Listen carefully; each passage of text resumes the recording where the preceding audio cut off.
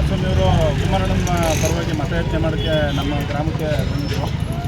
ಜನಗಳ ಬೆಂಬಲ ತುಂಬ ಚೆನ್ನಾಗಿದೆ.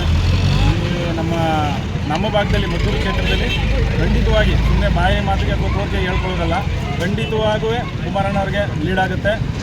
ಕಡಿಮೆ ಇದ್ರೂ ಒಂದು 40,000 ನಮ್ಮ ಮದ್ದೂರು ಕ್ಷೇತ್ರದಲ್ಲಿ 40,000 ಖಂಡಿತವಾಗಿ ಲೀಡ್ ಆಗುತ್ತೆ.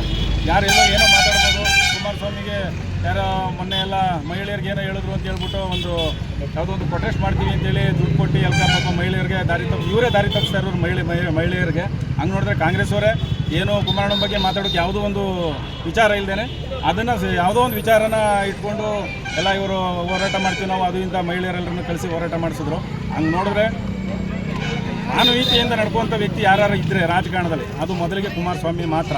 ಅದು ಬಿಟ್ಟರೆ ಬೇರೆಯವರೆಲ್ಲ ಮೊನ್ನೆ ನಮ್ಮ ಡಿ ಕೆ ಶಿವಕುಮಾರ್ ಅವರು ನಿನ್ನೆ ಮಂಡ್ಯ ಫಂಕ್ಷನಲ್ಲಿ ಹೇಳ್ತಾರೆ, ಎಲ್ಲೋ ಇದ್ದರು ಇವಾಗ ಬಂದವರು ಕುಮಾರಸ್ವಾಮಿ ಅಂತ. ಎಲ್ಲೋ ಇದ್ದವರು ಇವರು ಯಾವಾಗಲೂ ಹತ್ತಿರದಲ್ಲಿ ಮಂಡ್ಯ ಜಿಲ್ಲೆ ಜನಕ್ಕೆ ಹತ್ತಿರದಲ್ಲಿ ಇರೋರು ಕುಮಾರಸ್ವಾಮಿ ಮಾತ್ರ. ನಮ್ಮ ಮಂಡ್ಯ ಜಿಲ್ಲೆಯಲ್ಲಿ 200ಕ್ಕೂ ಹೆಚ್ಚಿಗೆ ಜನ ರೈತರು ಆತ್ಮಹತ್ಯೆ ಮಾಡಿಕೊಂಡ್ರು. ಅವತ್ತು ಅವ್ರ ಕಷ್ಟ ಸುಖನೂ ಕೇಳಿಲ್ಲ, ಯಾವ ರಾಜಕಾರಣಿನೂ ಯಾವ ಪಾರ್ಟಿಯವರು ಬಂದಿಲ್ಲ.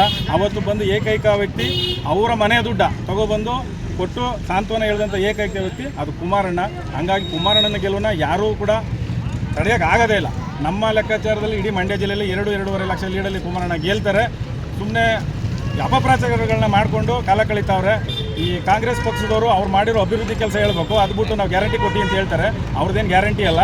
ಗಂಡನ ಕೈಲಿ ಒಂದು ಬಿಯರ್ ಬಾಟ್ಲಿಗೆ ಒಂದು ಡ್ರಿಂಕ್ಸ್ ಬಾಟ್ಲಿಗೆ 40 ರೂಪಾಯಿ 60 ರೂಪಾಯಿ ಜಾಸ್ತಿ ಮಾಡವ್ರೆ. ಅದೇ ಡೈಲಿ ಗಂಡ ಕುಡಿತಾನೆ, ಹೆಂಡ್ತಿಗೆ ದುಡ್ಡು ಕೊಡ್ತಾರೆ. ಅದು ಅರ್ಧ ಜನಕ್ಕೆ ಬರುತ್ತೆ, ಅರ್ಧ ಜನಕ್ಕೆ ಬರೋಲ್ಲ. 10 kg ಅಕ್ಕಿ ಕೊಡ್ತೀವಿ ಅಂತ ಹೇಳಿದ್ರು. 10 kg ಅಲ್ಲ, 1 kgನೂ ಕೊಡ್ತಾ ಇಲ್ಲ ಅವರು. ಈಗ ಕೊಡ್ತಾ ಇರೋದು 5 kg ಕೇಂದ್ರ ಸರ್ಕಾರದಿಂದ ಬರ್ತಾ ಇರೋದಂಥ 5 kg ಹಣ ಹಾಕ್ತೀವಿ ಅಕೌಂಟ್ಗೆ ಅಂತಾರೆ. ಅದು ಬಂದರೆ ಈ ತಿಂಗಳು ಬಂತು, ಇಲ್ಲಾಂದರೆ ಇಲ್ಲ. ಹಂಗಾಗಿ ಇವತ್ತೇನು ಜನ ಯಾರು ದಡ್ರಿಲ್ಲ ಮಂಡ್ಯ ಜಿಲ್ಲೆಯಲ್ಲಿ ಪ್ರತಿಯೊಬ್ಬ ರೈತನಿಗೂ ಕೂಡ ಪ್ರತಿ ಮನೆಯಲ್ಲೂ ರಾಜಕಾರಣ ಗೊತ್ತಿದೆ. ಯಾರು ಒಳ್ಳೆಯವರು ಕೆಟ್ಟವರು ಅಂತೆಲ್ಲ ಗೊತ್ತಿದೆ. ಇವತ್ತು ಸರ್ಕಾರ ಅದೇ ತಾತ್ಕಾಲಿಕವಾಗಿ ಅವ್ರೇನೋ ಬಂದು ಪ್ರಚಾರ ಮಾಡ್ಕೊಂಡು ಹೋಗ್ಬೋದು. ಈಗ ಕಾಂಗ್ರೆಸ್ ಅಭ್ಯರ್ಥಿ ಅವರೆಲ್ಲ ಅವ್ರಿಗೆ ರಾಜಕಾರಣದ ಅನುಭವನೇ ಇಲ್ಲ, ಅವ್ರಿಗೆ ಗೊತ್ತೇ ಇಲ್ಲ. ಅವ್ರು ಕಾಂಟ್ರಾಕ್ಟರ್ ಅವರು ಏನು ಮಾಡ್ತಾರೆ. ಹಂಗಾಗಿ ಅವರು ರಾಜಕೀಯ ಮಾಡಲಿ, ಮುಂದೆ ಏನೋ ಆಗುತ್ತೆ. ಕುಮಾರಣ್ಣ ಅಂತೂ ಗೆಲ್ಲೋದು ನಿಶ್ಚಿತ, ಇದನ್ನು ಯಾರೂ ತಪ್ಪಕ್ಕಾಗಲ್ಲ. ಇದೆಲ್ಲ ಮಂಡ್ಯ ಜಿಲ್ಲೆಯ ಎಲ್ಲ ಜನಗಳ ಭಾವನೆ ಇದೆ. ನಾವು